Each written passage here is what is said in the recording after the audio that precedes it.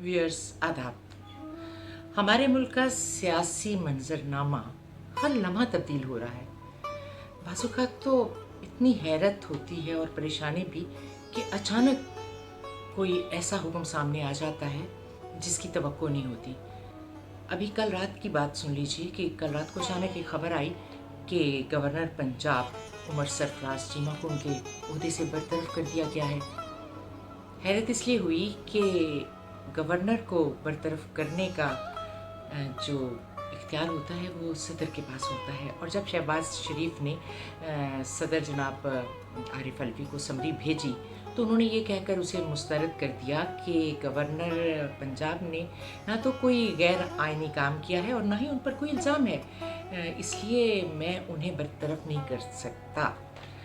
तो शहबाज शरीफ ने ये सोचा कि सदर तो बात मान नहीं रहे, तो जहाँ हमने और काम अपनी मर्ज़ी से करवाए हैं तो ये भी सही। तो चुनाचे उन्होंने ऑर्डर जारी कर दिया उनकी बरतरफी का, और ये भी हुक्म दिया कि उनसे सारी सिक्योरिटी ले ली जाए और उन्हें गवर्नर हाउस में अब दाखिल न होने दिया जाए। अब मुझे नहीं पता कि इन अक़दाम के बाद लोगों का क्या रिएक्शन आता है या अदलिया इस सिलसिले में क्या हुक्म जारी करती है। ये तो अब हम इंतज़ार कर रहे हैं कि इस पर क्या रिएक्शन सामने आता है, लेकिन बहरहाल ये मावराए आइन किया गया जो हुक्म है ये कोई अच्छी बात नहीं है। और एक और न्यूज़ थी जो बड़ी परेशान कुन थी, और मुझे बहुत दुख हुआ कि FIA के डायरेक्टर डॉक्टर रिजवान का अचानक इंतकाल हो गया। डॉक्टर रिजवान के बारे में सभी जानते हैं कि वो बहुत फ़र्ज़ शनास, ईमानदार और ज़िम्मेदार अफसर थे, और वो शहबाज शरीफ के मनी लॉन्ड्रिंग और शुगर मिल्स जो हैं उनके तमाम केसेस की इन्वेस्टिगेशन कर रहे थे और बड़ी तवज्जो और ध्यान से कर रहे थे।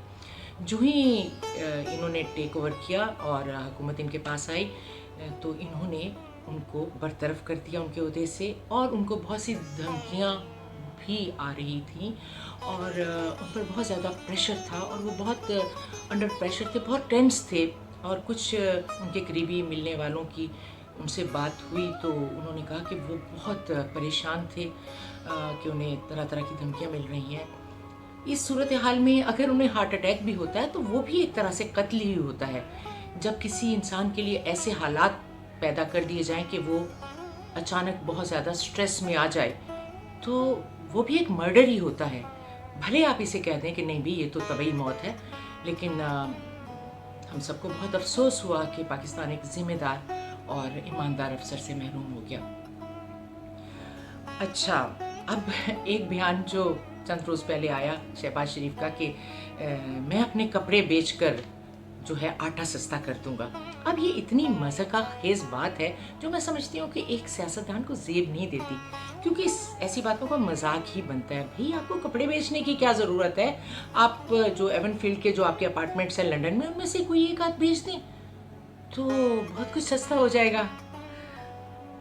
अच्छा, अब इन्होंने चंद रोज़ पहले एक जो मजहबी कार्ड इस्तेमाल किया सऊदी अरब में जी, वो PTI के लोगों ने जो है नामों से रिसालत जो है उसको ठेस पहुंचाई है और वहाँ पर तकद्दुस को पामाल किया गया है मस्जिद नबवी के।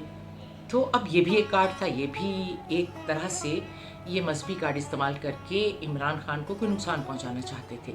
लेकिन बात ये है, इन्होंने आते यहाँ पर पाकिस्तान में इमरान खान और उनके साथियों पर बहुत से FIR और केसेस वगैरह कर दिए। अब जब तफ्तीश की गई तो पता चला कि वहाँ पर ये बाकायदा साजिश के तहत ये करवाया गया, और जो नारेबाजी करवाई गई तो उसमें इनके अपने लोग थे, और जब उन्होंने नारेबाजी शुरू की तो वहाँ के मकामी जो लोग थे उन्होंने भी शुरू कर दी। वो तो पहले ज़ाहिर है लोगों के दिल में है तो सीना रंज पहले से। अब वो जो लोग थे इनके जिनसे इन्होंने नारेबाजी करवाई उनके बारे में इनके फ़ोन जा रहे हैं जी उनको रिहा कर दिया जाए। 6-7 लोगों को उन्होंने पकड़ा भी।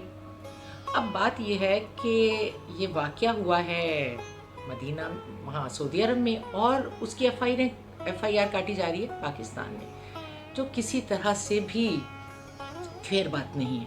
अब इस तरह के हथकंडे इस्तेमाल करके ये लोग क्या करना चाहते हैं? झूठ तो झूठ ही रहता है, बल्कि इनका इमेज रोज़ बरोज़